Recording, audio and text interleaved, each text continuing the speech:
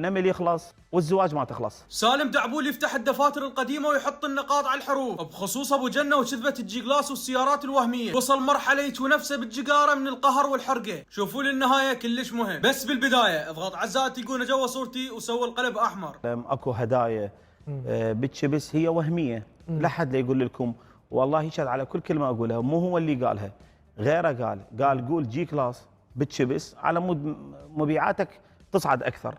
فاني قلت يا ناس ترى هاي كذبه. واخر شيء قلت انت تقصد ابو جنه؟ لا ما اقصد ابو جنه، ولا ابو جنه عنده جي كلاس ولا يوزع جي كلاسات ابو جنه.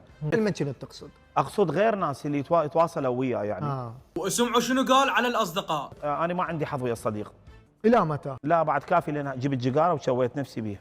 وبنهايه الفيديو ابو جنه يبقى يعز سالم ويتعلم منه، وسالم قلبه ابيض وما يشيل حقد على اخوه. ربي يديم خوتهم. كتبوا لنا بالتعليقات اذا سالم ما كان يقصد ابو جنه منو يقصد من المشاهير.